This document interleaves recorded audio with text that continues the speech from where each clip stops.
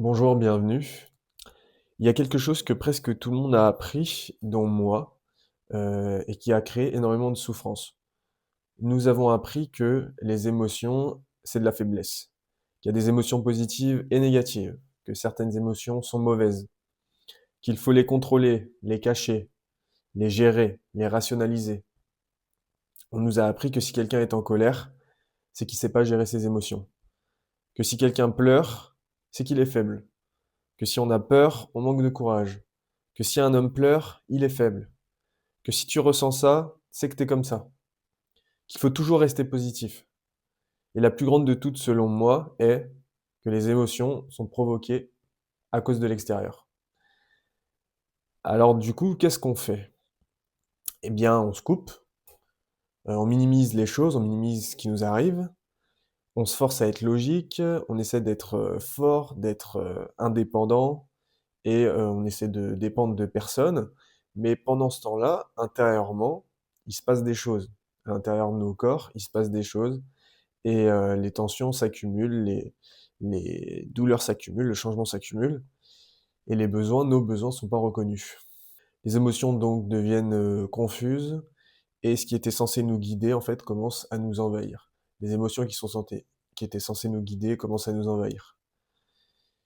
Et donc on finit par ne plus comprendre pourquoi on réagit aussi fort, pourquoi certaines situations nous déclenchent, pourquoi on se sent vidé après certaines relations, ou pourquoi encore on revit toujours les mêmes scénarios. Et le plus douloureux, c'est qu'on commence à croire que le problème, c'est nous. Et du coup, à long terme, qu'est-ce que ça crée? À long terme, ça crée une perte de vitalité. Des relations qui sont tendues ou superficielles, des conflits qui sont répétitifs, de l'anxiété diffuse, une humeur instable, un épuisement émotionnel, une dépression, qui témoigne en fait d'un budget énergétique qui est à sec en fait. Parce qu'une émotion refoulée ne disparaît pas. Elle se transforme, elle devient parasite. Elle s'exprime à côté du vrai besoin. Et elle entretient toujours les mêmes croyances, souvent des croyances négatives. Et ça nourrit du coup les mêmes souffrances. Et aujourd'hui, j'ai envie de vous expliquer ce qu'est réellement une émotion, pourquoi on s'est autant trompé à son sujet, pourtant pourquoi je me suis autant trompé, et surtout quoi faire et comment le faire concrètement. Avant de comprendre les émotions, il faut déconstruire ce qu'on nous a appris à leur sujet. La fausse idée numéro 1, c'est que les émotions, c'est de la faiblesse. C'est une idée qui est héritée d'une culture de performance et de contrôle. On entend «sois fort», «arrête de pleurer», «prends sur toi». J'entends beaucoup moins ça, aujourd'hui, mais avant, quand j'étais plus jeune, j'entendais souvent ça. Le résultat, c'est que du coup, on apprend à refouler, les émotions que l'on ressent au lieu de les comprendre. Sauf que, les recherches de, Brené Brown montrent que la vulnérabilité est au contraire liée au courage, à la connexion et à la résilience. Ressentir, c'est pas une faiblesse, c'est une capacité de l'homme qui est totalement normale. Ensuite, la fausse idée numéro 2, c'est que les émotions sont automatiques et universelles. On pense que tout le monde réagit pareil, que certaines expressions sont universelles. Or, scientifiquement, c'est faux. 2 personnes peuvent être dans la même situation, mais la vivre complètement différemment. Par exemple, 2 personnes se font virer, du même emploi. L'un d'eux est heureux et reconnaissant car il n'aimait pas du tout son travail et va pouvoir en faire un qui lui plaît davantage. Et l'autre a peur de ne pas pouvoir subvenir à ses besoins maintenant qu'il est sans emploi. Et cette différence, du coup, elle s'explique, hem et cette différence dans, la réponse émotionnelle, s'explique parce que le sens, l'interprétation qui est posée sur la situation varie, en fait.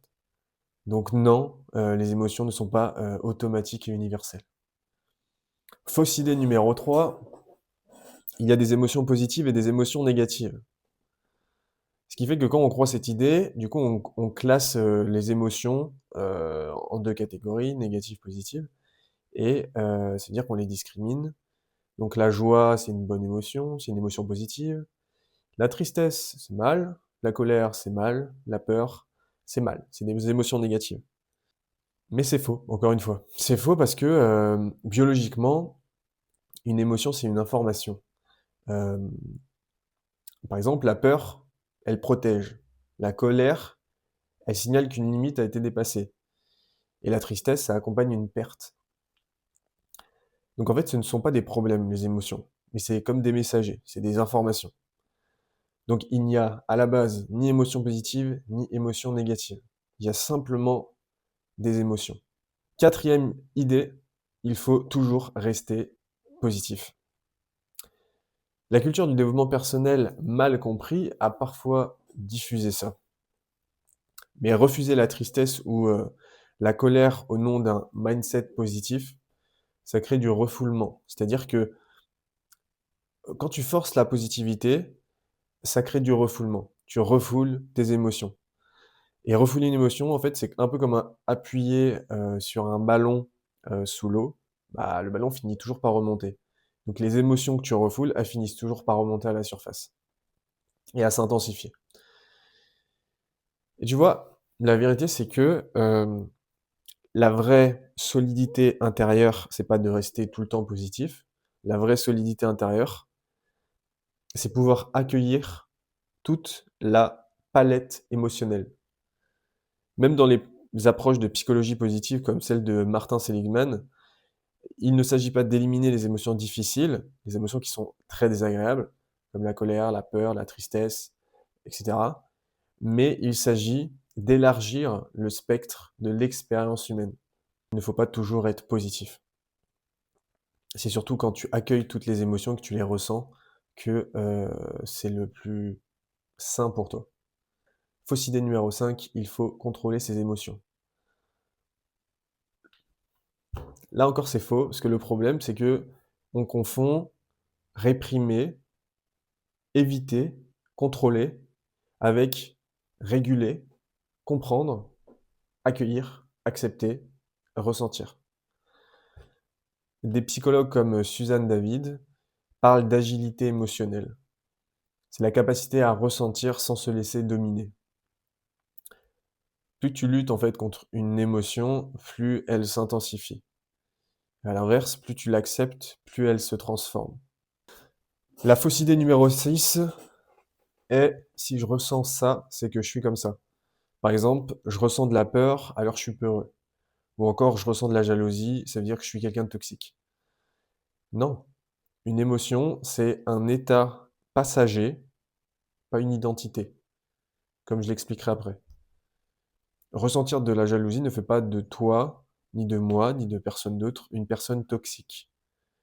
Si une personne dans ton entourage a déjà ressenti quelquefois de la jalousie, ça fait pas d'elle une personne toxique. Simplement qu'elle a un comportement qui peut être toxique, découlant de cette émotion de jalousie. Ressentir de la peur ne fait pas de toi de quelqu'un de faible. Les émotions traversent, elles ne définissent pas. La fausse idée numéro 7, c'est que les adultes matures ne se laissent pas envahir. En réalité, les adultes matures, ils identifient ce qu'ils ressentent, ils l'expriment correctement et ils agissent avec responsabilité. Donc, c'est-à-dire qu'ils font des comportements, qu'ils ont des comportements, qu'ils... C'est faux de croire que la maturité émotionnelle est l'absence d'émotion. Non, la maturité émotionnelle, c'est pas l'absence d'émotion, mais c'est la capacité à les intégrer, à les ressentir, à les accueillir et à les laisser passer quand elles sont là. La fausse idée numéro 8, c'est que les émotions viennent de l'extérieur. Alors celle-ci, je l'ai tellement entendue par les personnes dans mon entourage, les personnes qui disent il m'a énervé, cette situation m'a rendu triste. Ce n'est pas l'événement qui crée l'émotion, c'est le sens que tu lui donnes. Et ça, c'est de toute première importance. C'est vraiment un truc vraiment à comprendre. C'est que en réalité, il t'arrive un événement, avec ton esprit et ton corps, tu l'interprètes, tu donnes un sens à cet événement, et c'est ce sens que tu donnes à l'événement qui va générer une émotion dans ton corps. Donc je disais le cerveau, mais c'est pas le cerveau. C'est avec ton esprit que tu vas juger une situation, un événement, et ça, cela va déclencher une émotion. Si tu changes l'interprétation, eh ben ça change également l'expérience émotionnelle que tu en feras. Donc cette personne que tu crois qui t'a énervé ne t'a pas énervé, mais tu as perçu en fait, un dépassement de ta limite. Donc tu t'es énervé pour t'affirmer et demander à respecter ta limite. Parce qu'en fait, tu as perçu un dépassement de ta limite. Donc, hem, résultat, l'émotion, la charge émotionnelle qui est déclenchée, c'est de la colère. Pourquoi de la colère? Je l'expliquerai un petit peu plus en détail après, mais tu es en colère parce que ta limite n'a pas été respectée et que tu as un besoin de respect, de limite, de considération, de reconnaissance. Maintenant, la fausse idée numéro 9, c'est que si quelqu'un est en colère, c'est qu'il ne sait pas gérer ses émotions. On confond colère et immaturité. La colère, n'est pas un problème, comme toutes les autres émotions d'ailleurs. C'est un signal, comme je l'ai dit juste avant, que ta limite a été franchie. Si quelque chose te met en colère, c'est qu'une de tes limites a été franchie. Donc c'est pas l'émotion qui pose problème, c'est pas l'émotion de colère, mais c'est ce qu'on en fait, c'est-à-dire comment t'exprimes ta colère. C'est le comportement qui peut poser problème. Et donc, une question qui est intéressante de se poser, c'est est-ce que tu exprimes ta limite et ton besoin quand tu es en colère, parce que ta limite a été dépassée, a été franchie, ou bien tu critiques l'autre ou tu as un comportement violent et agressif. Fausse idée numéro 10, si quelqu'un pleure, il est faible. Si un homme pleure, il est faible. Si tu montres tes émotions, tu es faible. Et celle-ci d'idée, elle a beaucoup été véhiculée par les films, mais le fait est que ce sont des croyances culturelles et pas des vérités. Pleurer, c'est laisser sortir une tension intérieure, c'est ça. La fonction de pleurer, c'est d'exprimer, de soulager une tension interne. Un corps qui pleure ne s'effondre pas, mais il régule. La véritable faiblesse, c'est pas ressentir, c'est fuir ce qu'on ressent. Un homme qui pleure, en fait, c'est un homme qui ressent, qui ne fuit pas ses émotions. Et la capacité à ressentir et à montrer les émotions, c'est lié à l'intelligence émotionnelle et sociale, pas à la fragilité. Donc si tu pleures, que tu sois un homme ou une femme, bah t'es pas faible, mais t'es intelligent émotionnellement et socialement. Et surtout si tu montres tes émotions aux autres, bah t'es intelligent émotionnellement et socialement. Donc tu peux être fier de toi parce que tu laisses l'énergie passer et ça te permet de te réguler, de réguler ton corps et de retrouver un équilibre, une homéostasie. Dernière idée que j'aimerais vous partager, c'est si on a peur, on manque de courage. Le courage n'est pas l'absence de peur. Le courage, c'est avancer avec la peur. C'est faire quelque chose même si ça te fait peur. Maintenant, pour comprendre ce que sont réellement les émotions, il faut comprendre comment le cerveau fonctionne.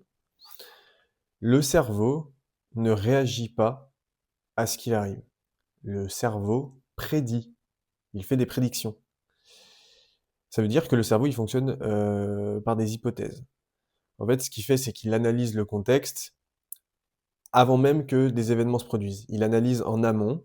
Alors, il utilise également le passé, c'est-à-dire ce qui se trouve dans notre mémoire à long terme. Et du coup, il va prédire ce qui va se passer. Et du coup, ce qu'il fait, c'est qu'il prépare le corps à agir. Donc, en fait, on est toujours prêt à faire quelque chose suivant l'analyse du contexte et suivant ce que l'on a en mémoire. Donc une émotion, en fait, c'est une préparation du corps à une action. Maintenant, j'aimerais parler un peu d'affect. L'affect, c'est le niveau d'énergie du corps. Avant même une émotion, tu es dans un état global qui peut être fatigue, tension, vitalité ou vide énergétique. Et le sommeil, l'alimentation et le mouvement, ça influence directement ta régulation émotionnelle. Et beaucoup de problèmes émotionnels sont en réalité des problèmes de budget énergétique. Parce qu'en fait, tu es à court d'énergie.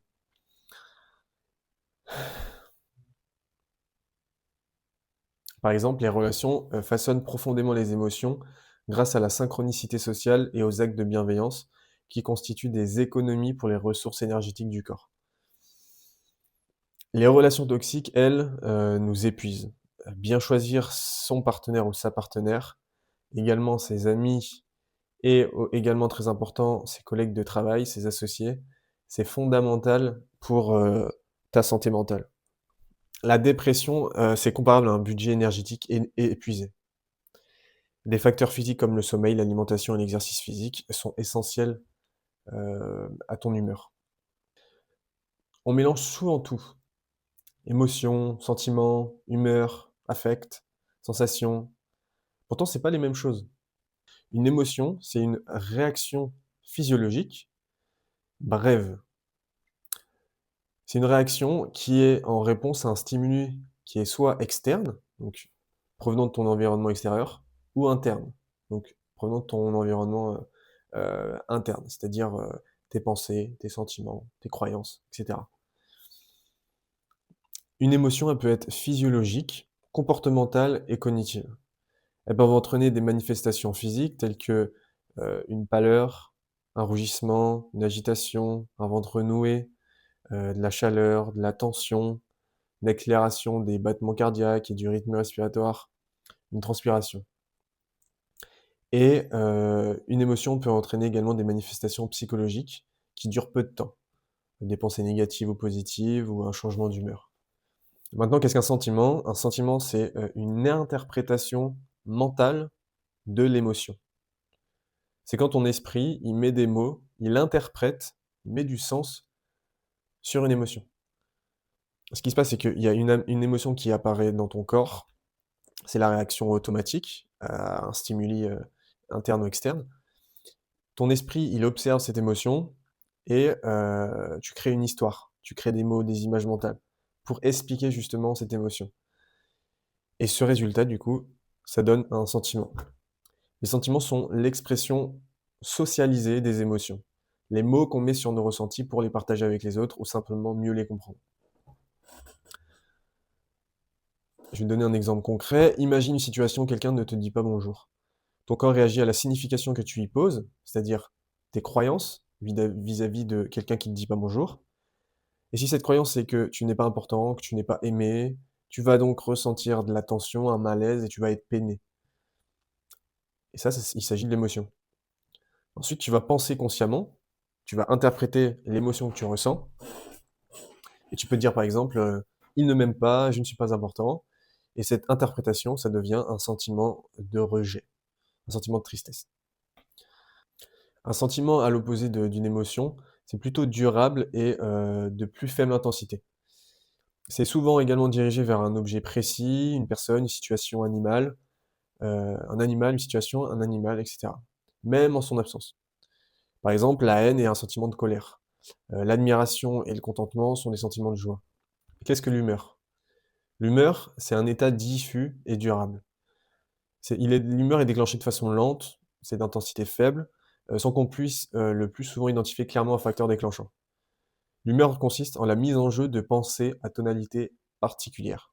C'est moins spécifique que l'émotion, c'est plus général. On parle de bonne humeur ou de mauvaise humeur. Et à la différence du sentiment, l'humeur n'est pas dirigée vers quelqu'un ou quelque chose. Par exemple, je me sens d'humeur irritable sans vraiment savoir pourquoi, ni, c'est ni dirigé vers quelqu'un. C'est à distinguer de «je ressens de la colère». Là, c'est une émotion. Si tu dis: «Je suis irrité», c'est un sentiment, tu as interprété, l'émotion, ton émotion. Si tu dis: «Je suis irrité, par quelqu'un ou quelque chose», c'est du coup un sentiment et un exemple de ton humeur, c'est: «Je me sens mal toute la journée». Tu es de mauvaise humeur toute la journée. Qu'est-ce qu'une sensation? Une sensation, c'est une information brute. Le chaud, le froid, la tension. C'est une réaction physiologique, donc de ton corps, à un stimulateur externe ou interne. Une sensation, c'est, quand on décompose le mot dans sensation, il y a le mot sens. En fait, c'est une réception d'informations par tes sens. Ce sont des données objectives. Par exemple, je touche, c'est chaud, je vois, c'est bleu, je goûte, c'est acide, je sens, un parfum de fleurs, j'entends, un bruit, une musique, ma voix. Maintenant, vois-tu, si les émotions existent, c'est, pas pour nous compliquer la vie, c'est pour nous orienter. L'émotion donne de l'énergie qui se traduit dans un mouvement corporel. L'émotion, en fait, provoque l'action. Les émotions que tu ressens provoquent les actions que tu, engendres ensuite. L'émotion, c'est des états internes qui, selon qu'ils soient agréables ou désagréables, du coup, s'expriment par, des comportements d'approche ou d'évitement. Tu auras des comportements d'approche, donc aller en avant ou d'évitement. Un peu comme une préparation, à l'action et au déclenchement. Chaque émotion remplit une fonction, c'est une énergie qui fonctionne comme un signal qui, lorsqu'elle est authentique, nous renseigne de façon très précise sur l'état de nos besoins. Et qu'est-ce qu'un besoin? J'en ai un peu parlé dans ma précédente vidéo, si tu l'as pas encore vue, je t'invite à aller la regarder. Un besoin, c'est une exigence dictée de l'intérieur, c'est une nécessité qui dépend directement de la nature de l'être vivant auquel il appartient. C'est pourquoi la réponse au besoin est souvent considérée comme nécessaire à notre survie. Quand quelqu'un exprime une émotion, c'est qu'il a un besoin non comblé, qu'il essaie de combler ce besoin. Il est vraiment super important de comprendre que quand quelqu'un exprime une émotion, c'est qu'il a un besoin non comblé et qu'il tente de le combler. Et ce qui diffère du coup d'un besoin, c'est qu'une exigence qui n'est pas vitale, et on parle plutôt du coup à ce moment-là de désir, d'appétit, d'envie, de goût ou de caprice. De plus, les émotions sont liées au sens que nous attribuons à la réalité, pardon, à ce que l'on vit. Si tu crois que les autres sont dangereux et peuvent t'agresser physiquement, tu auras peur des autres, de leur comportement et de leurs mouvements. Maintenant, quelque chose qui sûrement vous intéresse, c'est quelles sont les émotions principales et leurs besoins. La peur témoigne d'un besoin de sécurité, de sûreté, de protection, d'espace et de liberté. Quand tu as peur, tu peux avoir les sensations suivantes: état d'urgence intérieure, cœur qui bat vite, nervosité, agitation, ventre serré, tremblement, respiration difficile, bloqué, une envie de fuir. Les mouvements que tu peux avoir envie de faire à ce moment-là, c'est de reculer pour fuir le danger, c'est de te mettre en sécurité, heu, ou bien de combattre, de fuir, te figer, t'immobiliser. Les pensées que tu peux avoir quand tu ressens de la peur, c'est des pensées liées au danger, potentielles menaces, des pensées liées au risque, à l'impuissance, à l'incapacité de t'en sortir, des pensées à comment éviter le problème, à comment éviter, les risques, les menaces, des pensées à comment trouver une situation parfaitement libre et sûre. Les stratégies de régulation, de la peur, ça peut être crier, pleurer, partir, trembler, respirer pour laisser passer l'émotion, se soulager, comme lire ou prendre un bain, s'organiser ou faire des plans. Je fais une petite digression, à savoir qu'il n'existe pas, d'expression faciale universelle pour des émotions spécifiques, à l'inverse de ce que j'ai pu apprendre lors de mes études de psychologie à l'université de Lille. Et d'ailleurs, je pense qu'on apprend ça, dans toutes les universités, de France, notamment. J'aimerais bien d'ailleurs que, si vous avez étudié, la psychologie à l'université, que vous me laissiez un commentaire, pour me dire si vous êtes, d'accord ou pas. Hem, donc c'est prouvé scientifiquement, il n'existe pas d'expression faciale universelle pour des émotions spécifiques. Parce que, par exemple, en Occident, nous, on a appris que la peur, c'était relié à une expression faciale des yeux grands ouverts, des sourcils surélevés, une bouche potentiellement ouverte, mais c'est pas le cas de partout sur terre. Par exemple, dans la culture mélanésienne, cette expression faciale, c'est un symbole de menace. Vous menacez quelqu'un. Donc il n'existe pas d'expression faciale universelle pour des émotions spécifiques. La vérité est que nous déduisons les émotions d'autrui à partir de leurs mouvements, en contexte, et elles sont fortement influencées par nos propres interprétations et nos propres, définitions. Vois-tu maintenant, d'autres langues possèdent souvent, des mots pour exprimer les émotions qui font défaut, heu, au français ou à l'anglais. Apprendre ces mots, ça enrichit, notre compréhension des émotions. Les concepts appris et le vocabulaire émotionnel permettent de synthétiser les expériences passées en catégories afin d'orienter nos actions futures. Un vocabulaire émotionnel qui est plus riche et plus nuancé nous permet de construire des catégories et des actions plus précises. La troisième émotion, la colère. Quand nous sommes en colère, c'est que nous avons besoin de respect, de justice, de reconnaissance, d'identité, d'appartenance, de considération, voire même de compréhension. Les sensations que nous pouvons avoir quand nous sommes en colère, c'est un état de tension, une mâchoire serrée. Nous pouvons crier, nous pouvons avoir les sourcils qui se froncent, les poings qui se serrent, nous pouvons nous raidir, nous contracter. Nous pouvons avoir envie d'attaquer, nous pouvons être sur les gardes. Donc c'est pas trop, des sensations, envie d'attaquer sur les gardes, mais c'est des choses, auxquelles on pense et c'est l'état dans lequel on peut être. Les mouvements que tu peux faire quand tu es en colère, c'est, par exemple, repousser quelqu'un pour garder une distance physique, adaptée, une distance, vitale. Hem, Tu peux être en colère, heu, tu peux faire des mouvements pour poser des limites personnelles, comme, attaquer, lutter, combattre, frapper, heu, pousser, tirer et cetera, dans un but de défendre, en fait, ton espace vital ou, dénoncer les injustices. Les pensées que tu peux avoir quand tu es en colère, c'est des pensées liées, à l'image, à ton image de toi ou, à l'image, des autres ou à l'image que tu renvoies aux autres. Ça peut également être, des pensées, sur ton intégrité personnelle, sur le regard des autres, leur jugement, des pensées à avoir raison, à comparer, à juger, à maîtriser ce qui se passe, des pensées à la peur d'échouer, à la peur de décevoir, à la justice, l'équité. Les stratégies de régulation sont, libérer l'énergie comme sauter, courir, crier, chanter, se défendre, regagner du pouvoir personnel, prouver sa valeur personnelle, agir pour plus de justice ou défendre les personnes maltraitées. Maintenant, la tristesse.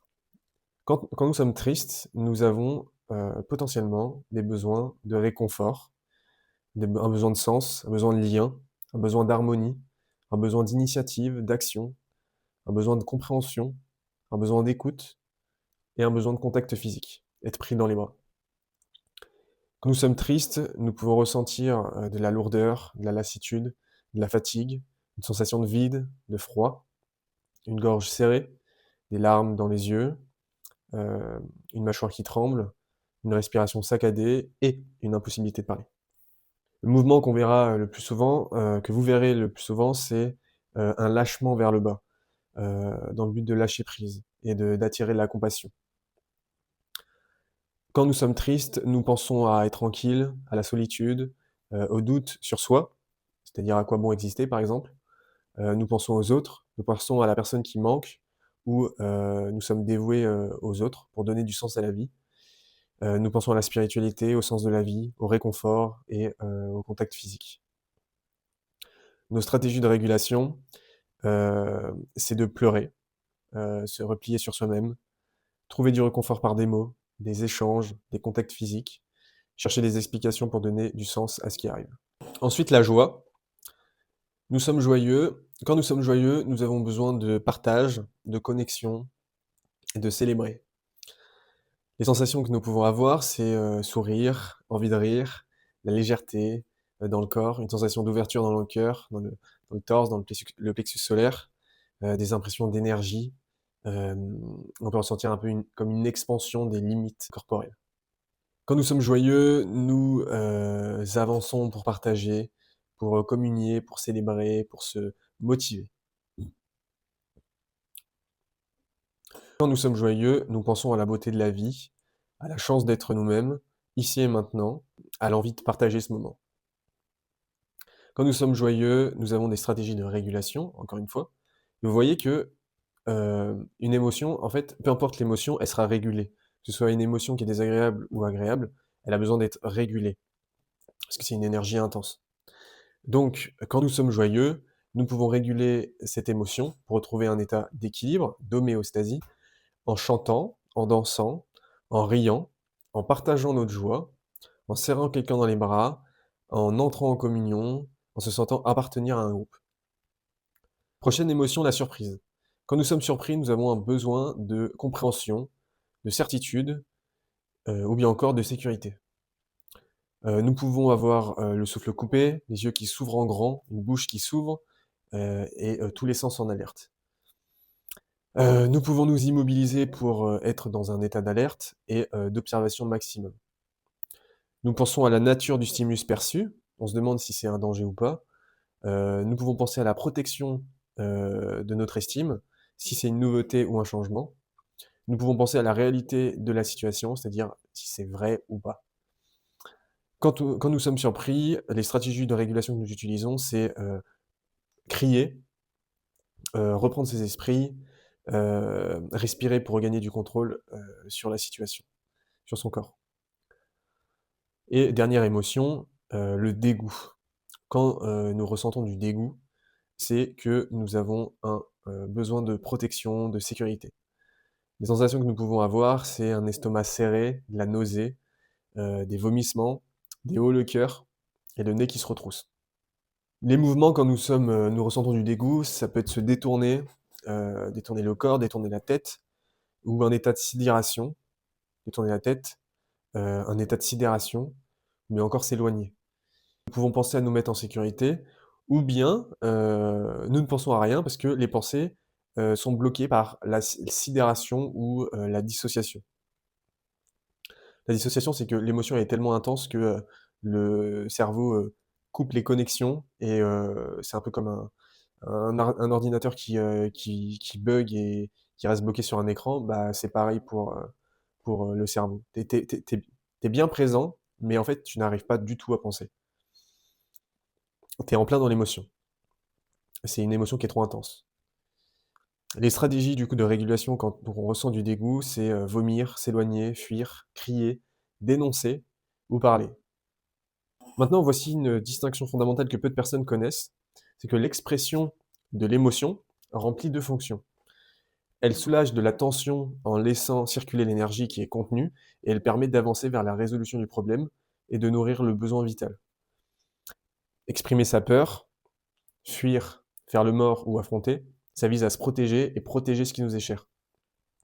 Exprimer sa colère par le ton de voix, la tension musculaire ou des paroles d'affirmation permet de gérer la frustration, de s'affirmer, de défendre son intégrité dans un but de protection, que ce soit physique, psychique ou matériel, et de catalyser un changement. Exprimer sa tristesse par un retrait, des larmes, un partage, permet de faire le deuil, c'est-à-dire d'accepter la perte, pour se retourner de nouveau vers la vie. Pleurer permet d'expulser les toxines libérées en fait par la peine. Et les larmes, elles soulagent et elles guérissent. Exprimer sa joie vise à faire circuler l'énergie, la partager et la faire grandir et durer. Rire est un réflexe de santé physique et psychique. Selon notre culture, notre milieu, les valeurs éducatives de notre environnement, les éducations que nous avons reçues, certaines émotions sont plus ou moins acceptées, parfois même survalorisées ou au contraire mal perçues, jugées, inadaptées, inacceptables. Et quand on est enfant, nous nous adaptons à notre environnement, car l'environnement est vital pour nous, et nous avons besoin de satisfaire nos besoins de sécurité, de reconnaissance et d'appartenance. Donc du coup, on apprend à exprimer, puis à ressentir plus ou moins exclusivement les émotions qui sont reconnues comme valables, qui sont acceptées. Les autres, émotions seront refoulées et prendront alors la forme d'émotions dites parasites. Exprimer une émotion parasite permet de libérer une partie des tensions trop fortes, mais ne permet pas de résoudre et de satisfaire le besoin sous-jacent. Les émotions et sentiments sont dites authentiques quand elles libèrent, votre vitalité, quand elles libèrent votre créativité, quand elles te permet de cheminer vers un mieux-être physique, psychique et relationnel. Une émotion ou un sentiment est authentique quand il est clair, quand il est en lien avec la situation présente et quand il permet de cheminer vers la résolution d'un problème. Une émotion et un sentiment est authentique quand son intensité est proportionnelle à la situation présente. Et leur expression en intensité entraîne un apaisement et restaure l'estime de soi. Et l'expression des émotions et sentiments authentiques entraîne un apaisement et ça restaure ton estime de toi. Les émotions et sentiments parasites, à l'inverse, génèrent une communication improductive de reproduction de schémas stéréotypés. C'est-à-dire que tu n'es pas en train de penser. Tu rejoues juste les choses que tu as appris. Ces émotions et sentiments parasites sont liés à une situation du passé, des situations du passé. L'événement en fait du présent que tu vis agit un peu comme un élastique. En gros, tu ressens quelque chose dans l'ici et maintenant, comme si tu revivais un scénario, une expérience du passé. De plus, les émotions et sentiments parasites sont diffus et s'expriment de manière assez confuse. Le problème, c'est qu'ils confortent et alimentent un système de croyances du passé. Et ça entraîne du coup une aggravation du problème. Par exemple, quelqu'un ne te répond pas et tu te mets dans une colère intense. En réalité, c'est pas la situation qui te met dans une colère intense, qui déclenche ça chez toi, mais c'est l'ancienne croyance: «Je ne compte pas». Parce que tu interprètes le fait que cette personne te répond pas, heu, comme le fait que tu comptes pas et comme tu détestes cette idée, et bien, ça te met, heu, dans une rage, monstre. Et c'est pour ça que les croyances ont un rôle central, parce qu'en fait, les émotions ne viennent pas directement des situations, elles viennent du sens qu'on leur donne, comme je l'ai dit un peu au début de la vidéo. Une croyance, c'est une interprétation que tu fais, que tu as, qui est stable.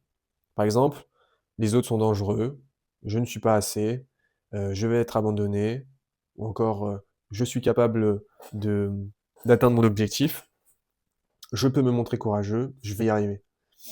Le cerveau, il lit la réalité à travers tes croyances, puis il prépare le corps. Et comme je t'ai dit juste avant, il prédit en fait ce qui va se passer suivant, ce que tu sais.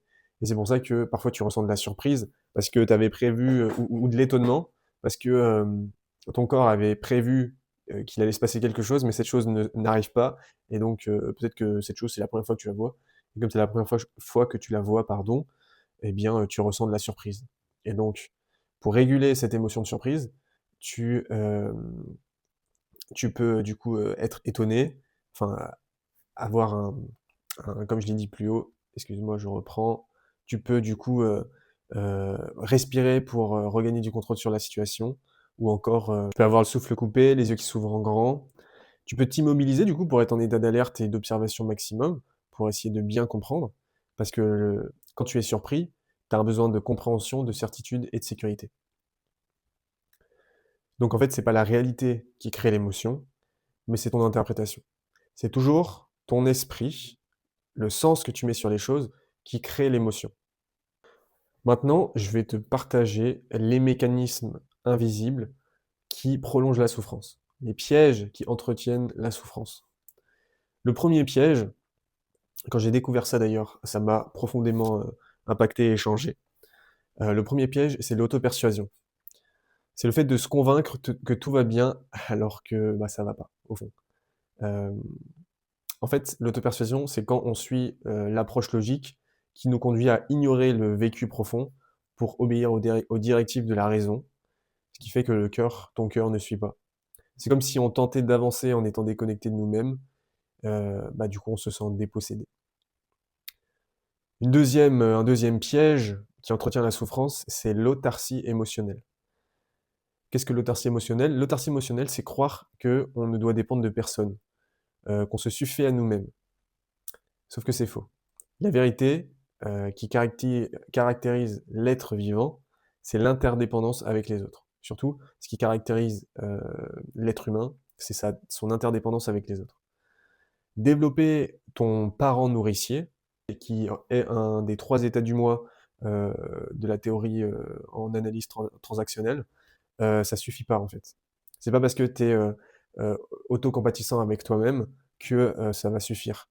Non, il est impossible de se suffire sur le plan affectif. Les échanges avec les autres, ça te procure une nourriture psychique, dont tu as besoin, en fait, toute ta vie. Donc si tu ne le savais pas ou si tu croyais l'inverse, tu as besoin des autres. Peu importe, ce que tu fais dans ta vie, qui tu as besoin des autres pour t'élever, pour grandir et pour recevoir cette nourriture, psychique. C'est ça, en fait, d'être entouré des autres. Troisième écueil, un troisième piège, c'est le refus de vulnérabilité. C'est vouloir être accepté sans prendre de risques. Comme par exemple le fait de, jouer un rôle pour être accepté. Et donc, quand tu apprends du coup à être toi-même, bah, tu prends un risque du coup de perdre les personnes qui t'ont accepté pour le rôle que tu jouais. Ensuite, le 4e écueil, c'est l'évitement. C'est jouer les indifférents, se durcir, prendre des distances, s'effacer, s'éteindre, se fermer, fuir tes besoins. C'est résister à ressentir et à t'exprimer, alors que tu as besoin de combler tes besoins. Un 5e écueil qui crée de la souffrance, qui fait perdurer la souffrance, c'est de croire que te montrer vulnérable, d'oser montrer que l'autre est important pour toi, ça va engendrer le rejet, le blâme, la critique. Alors que c'est une forme d'amour tu te montres vulnérable et que tu oses montrer que l'autre est important pour toi, que tu lui dis: «Je t'aime», qu'il compte pour toi, que c'est une personne qui est importante pour toi, eh bien, en fait, c'est une forme d'amour, c'est une preuve d'amour. Tu te connectes à l'autre et tu es authentique avec l'autre et c'est également une preuve de courage. Donc c'est vraiment bon d'exprimer tes émotions et tes sentiments, avec les autres. Ça crée de la confiance. 6e écueil, qui crée de la souffrance, qui la maintient, c'est la croyance que tes besoins sont infantiles. Alors que tes besoins ne sont pas infantiles, tes besoins, ils sont vitals. Je rappelle les 6 besoins. Tu as un besoin de certitude et d'incertitude, donc un équilibre entre les 2. Si tu es certain tout le temps, bah, tu vas finir par t'ennuyer.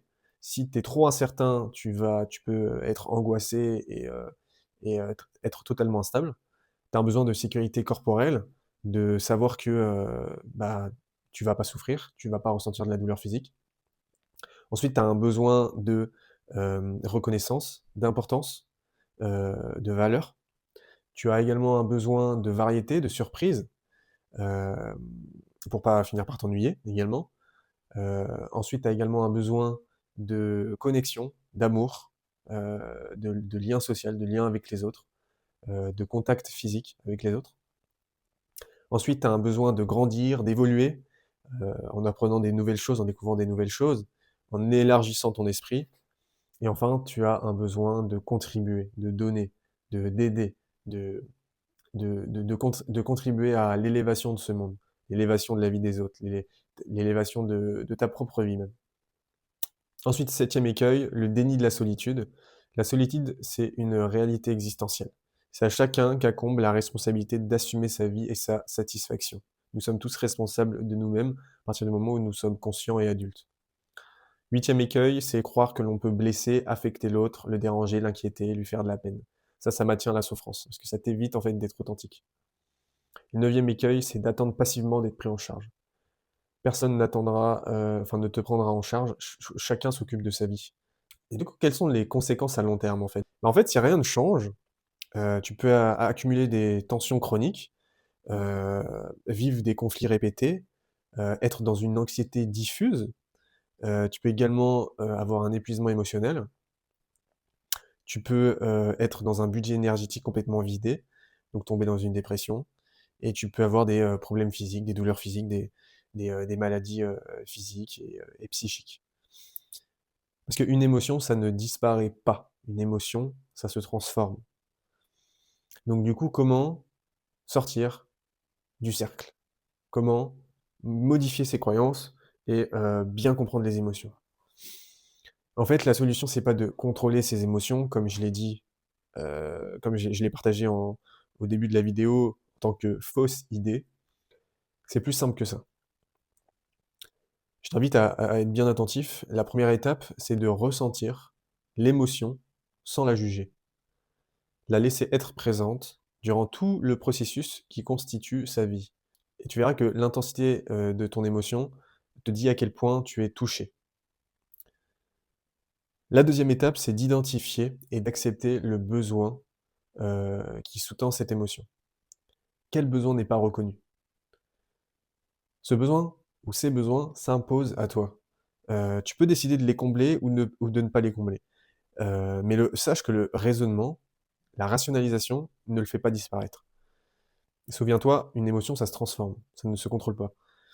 Tu peux l'éloigner de ta conscience, pas l'émotion, hein, mais le besoin, mais tu peux pas l'annihiler, le besoin, parce que c'est vital, ce sera toujours là. Donc l'exigence du besoin n'est pas soumise à ta volonté. Donc la chose la plus simple à faire, c'est de consentir au besoin, l'accepter. Étape 4, questionne tes croyances. Est-ce que ton interprétation est vraie aujourd'hui? Parce que souviens-toi, c'est ton interprétation de ce que tu vis, de la réalité extérieure et de ta réalité intérieure, donc événements extérieurs ou tes pensées, tes émotions, qui engendrent euh, tes émotions. Donc est-ce que ton interprétation est vraie aujourd'hui? Ou est-ce qu'elle est faussée par ta mémoire du passé? Étape 5, prendre en charge la satisfaction de tes besoins. Ce qui ne veut pas dire les combler par toi-même, mais ça veut dire prendre l'initiative de faire ce qui est nécessaire pour les combler. faire des demandes, exprimer ton besoin aux personnes en qui tu as confiance, qui sont les plus importantes pour toi, faire comme tu l'entends, en dépit des contestations de ton entourage. Et étape 6, assumer le risque relationnel. Tu ne peux pas être aimé sans être vulnérable. Tu peux perdre la face, tu peux te ridiculiser, tu peux être jugé comme infantile, immature, être rejeté parce que tu exprimes tes émotions. Tu peux te sentir vulnérable, tu peux vivre trop d'intensité émotive, tu peux plonger dans l'inconnu. Mais c'est des choses, des risques à prendre, des pensées à voir passer, des émotions à ressentir, si tu as envie d'être en bonne santé. Parce que les besoins ne s'annihilent pas, ne se disparaissent pas, ils sont toujours là et ils ont heu, besoin que tu y accordes de l'attention et que tu les combles. Et pour terminer cette vidéo, ce sujet, j'aimerais parler de l'amour de soi et de l'autonomie. L'amour de soi, c'est reconnaître son expérience intérieure, l'accueillir, l'accepter avec compassion, la vivre pleinement et agir en cohérence avec ses besoins, ses désirs et ses valeurs. L'amour de soi, c'est avoir une attitude bienveillante envers soi-même. C'est une attitude de considération envers soi-même. Rehausser ma valeur en accomplissant des choses qui me tiennent à cœur, faire des efforts, prendre des risques. Le sentiment de valeur pour soi est plus lié à nos efforts, à l'investissement, qu'à la réussite. C'est plus ce que tu fais, le processus, qui est important pour toi, plutôt que la réussite. Maintenant, l'autonomie, pour répondre à tes besoins, l'autonomie se définit comme le fait que tu te considères comme une personne capable de penser et d'agir par toi-même pour répondre à tes besoins. C'est le fait de reconnaître ton expérience intérieure et d'en tenir compte, dans tes actes. L'autonomie, comme le droit d'être, est une liberté intérieure. L'autonomie, c'est la capacité de dire tes besoins de dépendance et d'affirmation. C'est avec les personnes qui t'importent le plus qu'il est important, de gagner cette autonomie. C'est-à-dire de te montrer capable de dire tes besoins de dépendance et de dire, tes besoins d'affirmation. Le besoin d'être reconnu ne disparaîtra jamais. Ce que nous pouvons acquérir, c'est le courage de dire «oui» en vue d'obtenir la nourriture affective dont nous avons besoin. Nous avons besoin des autres. Nous sommes tous interdépendants et on peut se co-réguler entre nous. Donc j'ai envie de te dire que les émotions ne sont pas tes ennemis, les émotions sont tes alliés. Les émotions sont des indicateurs, ce sont des signes, ce sont des signals. Ce qui crée ta souffrance, ce n'est pas l'émotion. Ce qui crée ta souffrance, c'est la confusion, l'interprétation automatique et le refus de combler ton besoin. Comprendre ce mécanisme change profondément ta relation à toi et aux autres. Donc je te souhaite de vraiment ressentir pleinement les émotions qui se présentent à toi, d'essayer de trouver les besoins qui les sous-tendent. Tu peux réécouter cette vidéo si tu as besoin de trouver quels sont les besoins qui sont pas à combler et que tu cherches à combler par les émotions que tu ressens ou que les autres ressentent. Et vis pleinement tes émotions. Moi, je pense qu'il y a un des trucs qui me change le plus, c'est tout d'abord, d'avoir accepté le fait qu'il n'y a ni émotion négative, ni émotion positive, mais simplement des émotions qui sont désagréables, non, des émotions qui sont agréables, des émotions et donc maintenant, en fait, j'apprends à ressentir, chaque émotion et je me rappelle que ce sont des réactions physiologiques qui sont brèves, temporaires et que si je me sens, longtemps, triste ou longtemps en colère ou longtemps dans la peur, c'est que c'est un sentiment et que je suis en train de l'entretenir. Et ça signifie également que, bah, si je l'entretiens, c'est que j'ai des pensées qui provoquent ça, des croyances qui provoquent ça, et donc j'ai besoin d'aller identifier ces croyances et de les réévaluer pour, me sentir différemment. J'espère que cette vidéo t'a aidé, n'hésite pas à la réécouter et on se dit à la prochaine pour une prochaine vidéo où tu en apprendras davantage sur toi, je l'espère.